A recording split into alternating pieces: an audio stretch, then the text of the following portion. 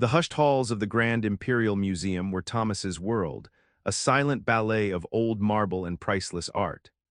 Each shift he moved with a quiet rhythm, his uniform crisp, his eyes scanning for anything out of place. He was in his mid-30s, a strong man with kind eyes that often held a faraway look. Most people saw him as just another security guard, a steady, dependable presence. But in his mind, he was much more. He was a father, a guardian, and sometimes still a dreamer. His patrols took him past masterpieces, paintings that hummed with stories he knew intimately. He'd pause not just as a guard, but as someone who understood the dance of brush on canvas. The scent of old wood and polished floors was as familiar as the quiet thoughts of his daughter, Lily, that always filled his head. Lily was 7, a bright spark of energy with a mischievous grin, and every clock-in, every rounds check was for her. His phone, tucked into his pocket, held a picture of her latest drawing, a crayon sun beaming down on a wobbly-legged cat. Thomas's evenings were a blur of dinner, homework, and bedtime stories, a stark contrast to the quiet solitude of his work. He preferred the night shift. It meant he could drop Lily off at school and pick her up. It was a compromise, one he'd made long ago, trading ambition for stability. The museum, with its endless array of history, felt like a safe, predictable cocoon. He knew every shadowy corner, every creak in the floorboards. Tonight, however, felt different. A strange humidity hung in the air, a subtle shift that prickled at the back of his neck, a feeling that something precious was teetering on the edge. He continued his rounds, a sentinel in the silent grandeur, unaware that the quiet hum of his routine was about to be shattered. The strange humidity Thomas noticed earlier grew heavier, a thick, damp blanket settling over the usually dry air of the museum. A faint, high-pitched whirring sound started, then stopped, somewhere in the building's old bones. He frowned, checking his small handheld device that displayed temperature and humidity levels. The numbers were off, climbing steadily, far beyond what was safe for the delicate artworks. He called it in, his voice calm, but a knot of worry tightened in his stomach. Then, a piercing shriek echoed from Gallery 7, followed by a chorus of gasps. Thomas broke into a run, his boots pounding softly on the polished floors. He knew Gallery 7 held The Whispering Willow, a masterpiece from the 1700s, famous for its dreamy greens and the delicate way the paint seemed to breathe. It was the museum's crown jewel, brought in just last month. He burst into the gallery, and a gasp escaped his own lips. The painting, usually so still and grand, was alive in the worst way. The canvas was visibly rippling, the delicate paint cracking in spiderweb patterns. The once smooth surface now buckled, threatening to tear. Curator Eleanor Vance, a woman with sharp, intelligent eyes and a usually composed manner, stood frozen, her face pale. Junior curators and interns huddled together, whispering in horror. "The humidity system," someone cried, "it's completely broken, it's pumping too much moisture." Panic started to spread like wildfire. A few staff members tried to approach the painting, but stopped, unsure what to do. One young intern reached out a hand, then pulled it back as if burned. The air was thick with the smell of old oil paint and fear. The beautiful, serene willow tree in the painting seemed to weep, its painted leaves losing their form, its very essence twisting out of shape. Thomas felt a surge of something he hadn't felt in a long time, a desperate, urgent need to protect, to fix, to save. He pushed past the frozen staff, his eyes locked on the suffering canvas. The air in Gallery 7 was thick with despair, but Thomas's mind was suddenly clear. He saw not a security guard, but a problem to be solved, a life to be saved. He strode towards the painting, past the stunned curators. "Everyone step back," he commanded, his voice surprisingly firm. "Give it space, no sudden movements." Eleanor Vance, her eyes wide with alarm, finally found her voice. "Guard Thomas, what are you doing? This is a priceless artifact, you can't just—" But Thomas wasn't listening.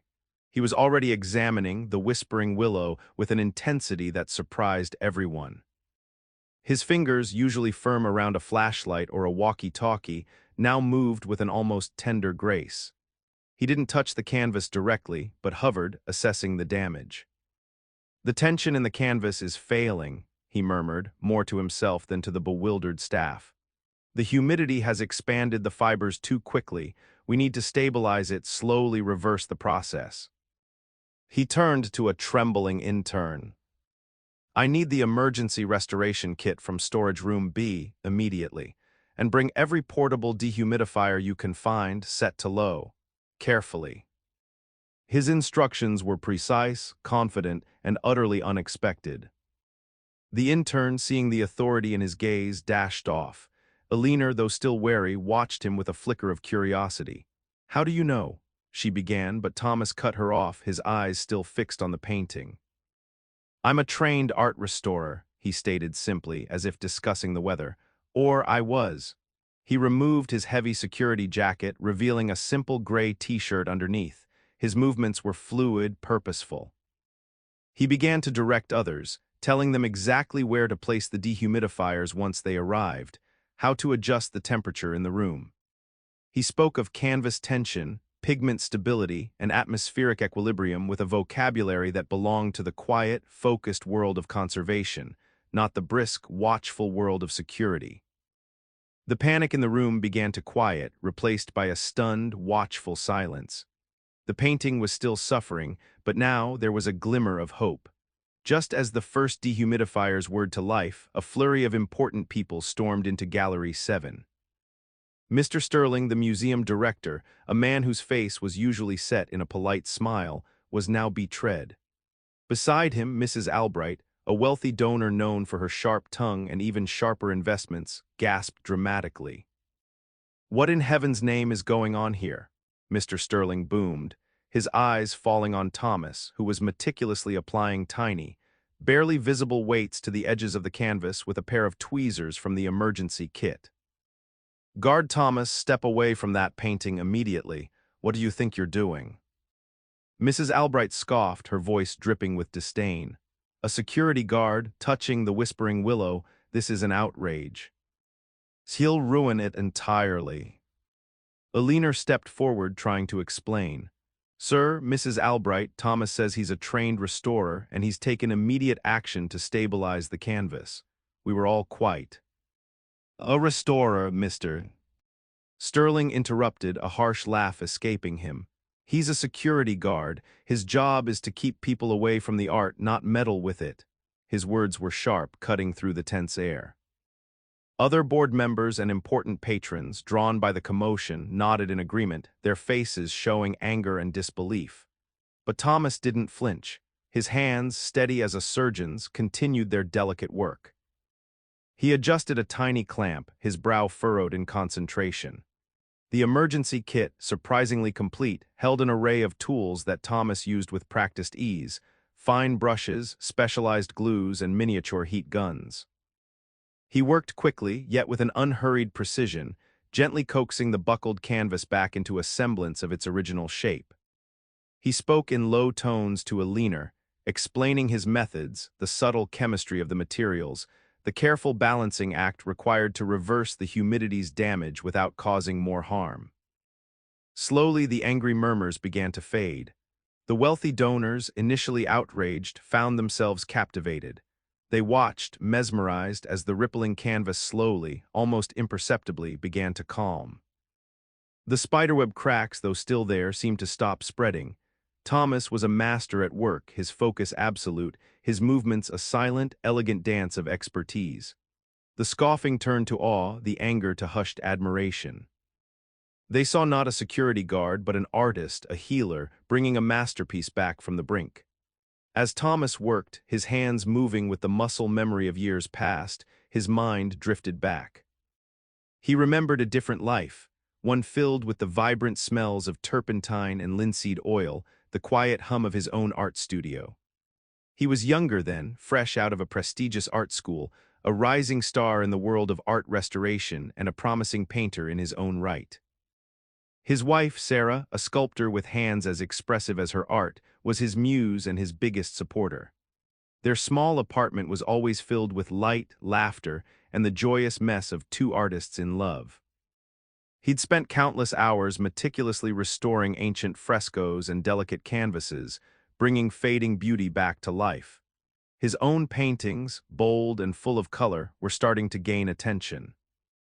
He was on the cusp of something big, a career that promised passion and purpose. Then everything changed. Sarah, a sudden illness, swift and cruel, took her away, leaving Thomas with a gaping hole in his heart and a tiny, bewildered Lily. Lily, barely 2 years old, needed him. The unpredictable hours of an artist, the travel, the financial uncertainty, it all seemed impossible, irresponsible. How could he chase a dream when his little girl needed a steady hand, a constant presence? The vibrant colors of his studio became a painful reminder of what he'd lost. The delicate brushes felt heavy, the canvases blank and mocking. He sold his studio, packed away his tools, and traded his artistic life for the reliable rhythm of a security job. It was steady, it had good health insurance. It meant he could be there for Lily every morning, every evening. He put his dreams in a box, locked it away, and became Guard Thomas, protector of art he no longer dared to create or mend for a living. The museum became his new studio, but instead of creating, he simply watched, a silent guardian of beauty he'd once been so close to. Now, watching the Whispering Willow slowly regain its composure, a flicker of that old passion, long buried, began to stir.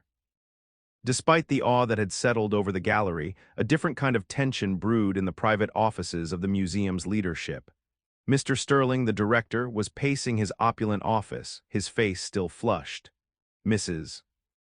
Albright, though impressed by Thomas's skill, was now more concerned with the fallout. A security guard restoring the Whispering Willow, she fumed, swirling her tea in a delicate cup. Imagine the headlines. Grand Imperial Museum entrusts priceless art to untrained guard. It's a public relations nightmare, Sterling. The board will be furious. Our donors will pull out. Mr. Sterling wrung his hands. He is a trained restorer, Mrs. Albright. He presented his old credentials.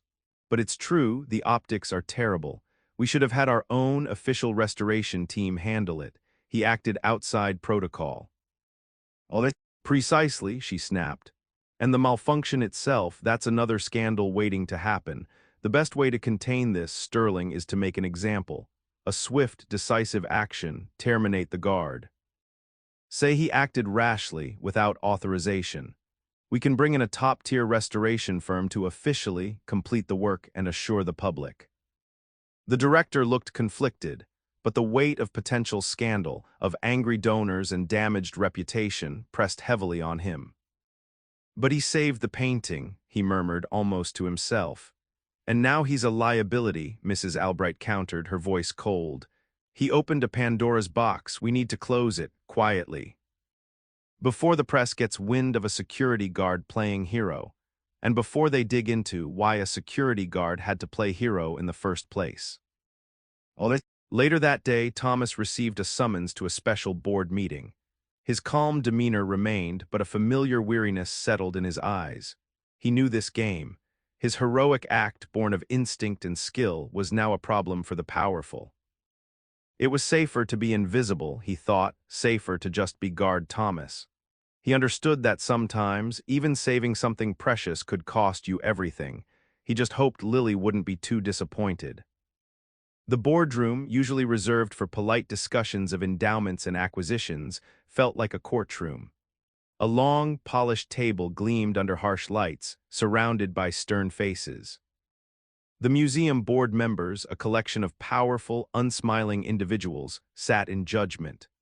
Mr. Sterling, looking nervous, sat at the head, with Mrs. Albright glaring from his side. Thomas, in his crisp security uniform, sat alone at one end, a quiet figure against the intimidating backdrop. His palms were clammy, but his face remained a mask of calm. Mr. Thomas, you are here today to discuss your unauthorized intervention with the Whispering Willow, Mr. Sterling began, his voice stiff. While we acknowledge your enthusiasm, your actions were outside of protocol and put a priceless artifact at further risk. A few board members nodded, their expressions confirming their agreement. Thomas opened his mouth to speak, but Mrs. Albright cut him off. It's a matter of trust, Mr. Thomas. Our donors trust us to protect their investments. A security guard, however well-meaning, cannot simply decide to perform delicate restoration work. It sets a dangerous precedent. The air was thick with unspoken accusations. Thomas looked around the room, seeing only closed faces, minds already made up. He thought of Lily and the steady job and the dull ache of giving up his passion for her. It seemed it wasn't enough, just as Mr. Sterling prepared to deliver the final blow. A chair scraped back, and a leaner Vance stood up. She looked radiant, her dark hair pulled back neatly, her eyes flashing with a fierce intelligence that Thomas hadn't noticed before. She was in her early 30s, dressed sharply, a force of nature in a room full of stagnant air. "With all due respect, Mr. Sterling, board members," Alina's voice rang out, clear and strong, "this is an unfair and short-sighted assessment." She walked towards the center of the room, her gaze sweeping over each person. Guard Thomas didn't intervene. He saved the Whispering Willow when no one else knew what to do. And he did so with the skill of a master restorer, because that's exactly what he is. Her words hung in the air, a bold challenge to the power in the room, and a surprising, heartfelt defense for Thomas.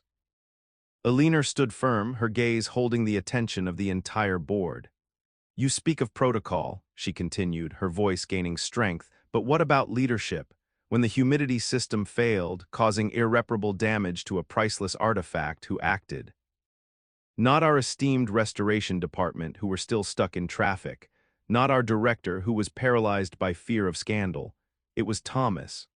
He saw the emergency, understood the science, and applied his extraordinary skill to prevent a complete catastrophe." She turned slightly, meeting Thomas's eyes. A spark, a silent understanding passed between them. For the first time, Thomas felt truly seen, not as a uniform, but as a person with a valuable past and a brave heart. "He presented his credentials from the Royal Academy of Fine Arts," Alina pressed on, addressing the board. "He has years of experience. He didn't just touch the painting. He performed an emergency stabilization that saved its very existence. To punish him for heroism, for expertise, for literally safeguarding our most prized possession, would be a profound disservice to this institution and to the art world itself." Mrs. Albright started to interrupt, but Alina held up a hand. "And let's not forget," she added, her voice dropping slightly, "that his immediate action bought us time. Time that our official channels failed to provide. What message does it send when we reward inaction and punish ingenuity?" The room fell silent. Alina's words had landed with undeniable force. The board members exchanged glances, their stern faces softening, then shifting to a reluctant nod. Mr. Sterling, looking deflated, cleared his throat. "Curator Vance raises valid points," he conceded, avoiding Mrs. Albright's furious gaze. The final vote was taken, a quick formality. Thomas's job was safe. More than that, he was offered a position in the museum's restoration department, effective immediately. As the meeting broke up, Alina approached Thomas. "You were incredible," he said, a genuine smile spreading across his face. "You were more incredible," she replied, a blush coloring her cheeks. "It seems we both have hidden depths, Thomas." Their eyes met again, and this time the spark was brighter, promising something new and wonderful beyond the salvaged painting. Weeks later, the museum's restoration workshop hummed with a different kind of energy. No longer a silent, watchful guard, Thomas now moved with purpose among delicate tools and half-finished canvases. He wore a smock dusted with pigment, his hands, once again, engaged in the work he loved. The scent of linseed oil and varnish filled the air, a sweet reminder of a life reclaimed. He was respected now, not just by Alina, but by his colleagues, who often sought his expert opinion. Beside him, perched on a stool that was slightly too tall for her, sat Lily. Her small face was scrunched in concentration, a tiny paintbrush clutched in her hand. A child-sized easel held a piece of paper, where a bright, wobbly rainbow arched over a smiling sun. Her tongue poked out slightly as she carefully dabbed blue paint onto the paper. "Like this, Papa?" she asked, holding up her brush, mimicking his careful, steady hand as he worked on a small tear in an old landscape. Thomas smiled, a genuine, easy smile that reached his eyes. That's it, sweet pea, gentle strokes, let the color flow.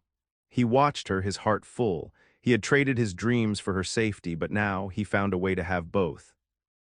His work brought him joy, and his new role meant he could share it with Lily.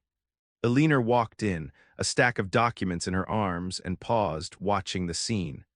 The soft afternoon light from the workshop windows bathed Thomas and Lily in a golden glow.